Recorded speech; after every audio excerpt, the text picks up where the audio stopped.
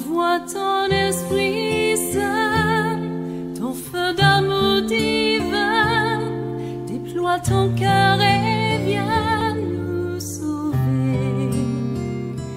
Délivre-nous de nous, délivre-nous de tout ce qui refuse en nous de t'aimer.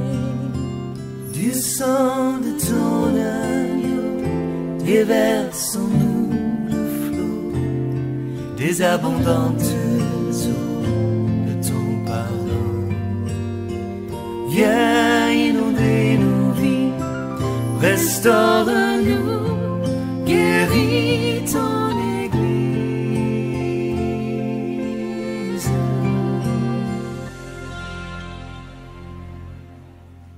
Jérôme et Hus, ce sont des personnes qui ont laissé leur histoire, leur empreinte, ils ont écrit leur histoire, et aujourd'hui, les gens ont pris ces histoires-là pour en faire des films, pour voir comment est-ce que les chrétiens d'Europe pouvaient aimer le Seigneur. Ils étaient de la foi catholique, mais ils avaient eu des révélations dans les Écritures, bien entendu, et ils ont voulu partager leur connaissance, ils ont voulu partager cela avec les autres. Cela leur a valu tous des procès, des prisons, et jusqu'à aller mourir devant, n'est-ce pas, toute leur famille et toute la ville sur le bûcher.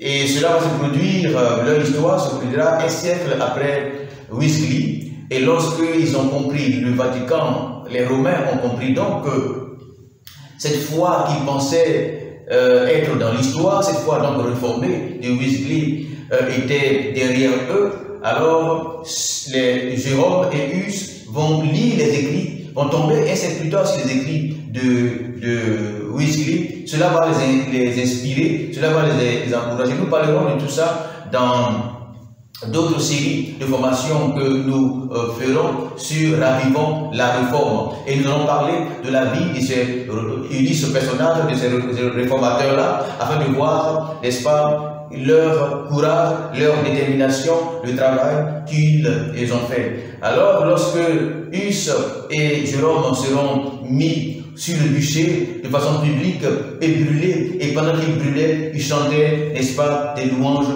au Seigneur.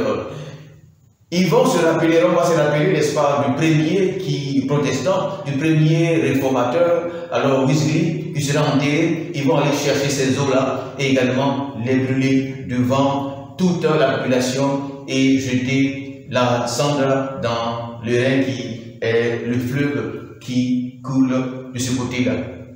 Et c'est 4 siècles après, il y aura encore d'autres réformateurs et enfin Luther viendra et il prendra les récits. Le travail va aller au-delà des siècles jusqu'à retentir au plus profond de leur cœur et que le travail des pères, le travail qu'ils ont commencé sera achevé par d'autres personnes qui naîtront. L'esprit de ces personnes-là seront, c'est vrai, au ciel, mais le Saint-Esprit, à travers les générations, continuera cette œuvre-là. Mais il faut aussi rappeler que la réforme va continuer pendant plusieurs siècles. Nous parlerons de la réforme, mais là où nous va arriver, c'est que après que Rome ait persécuté les chrétiens et que les chrétiens aient eu, n'est-ce pas, leur indépendance, que leur foi soit reconnue officiellement et qu'ils soient aujourd'hui ou maintenant libres de vivre leur foi, qu'ils seraient gagnés, lorsqu'ils gagneront ce combat-là, ils vont également eux aussi être, comme Luther par exemple, il va être les conseillers des rois, il va maintenant travailler pour les rois. Notons que Luther ne sera pas seulement un pasteur, mais il sera un grand intellectuel. Il va réformer l'économie, il va réformer la justice, il va réformer, n'est-ce pas, tous les domaines d'activité où le Vatican ou Rome régnait. Il va, lui, selon sa perception, n'est-ce pas, sociétale, il va réformer les choses et les rois vont travailler avec lui. Nous voulons passer ici un certain nombre de détails. Mais l'Église également, autant des Luther, autant des Calvin, autant, n'est-ce pas, des autres qui viendront plus tard, n'est-ce pas, des méthodistes également. Quand l'Église deviendra officielle, elle sera liée au pouvoir, mais au fur et à mesure que nous avancerons dans le temps, il y aura des réformes dans la réforme. Au fur et à mesure que ceux-là deviendront des religieux, comme les pharisiens, comme les catholiques, selon que nous avançons, le Seigneur se révélera encore davantage à certains, pour dire que l'Évangile va continuer à devenir plus clair dans l'esprit. Le Saint-Esprit va continuer à travailler avec les petits restes qui gagneront la foi authentique.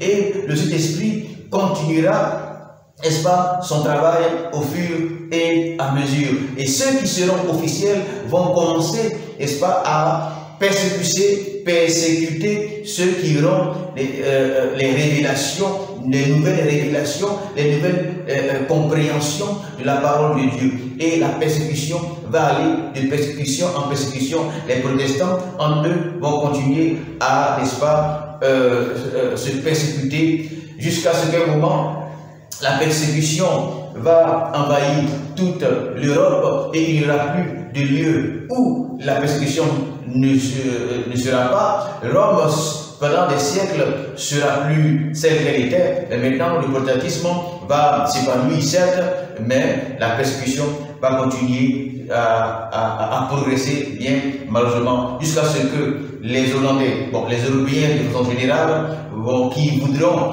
garder leur foi, vont décider d'aller chercher d'autres territoires où ils pourront vivre parfaitement et librement leur foi là. Alors ils prendront des bateaux pour quitter les côtes européennes, les Suisses, des Hollandais et autres, des Anglais également, vont faire ces voyages-là afin d'aller vivre leur foi sur ce qu'ils vont appeler le nouveau continent. Et nous voulons, par nos recherches, vous lire une lettre, sinon une parole que l'un des pasteurs de ces églises réformées-là a faite de ses prédécesseurs des siècles passés, et lui-même également il va ajouter quelques recherches qu'il aura fait.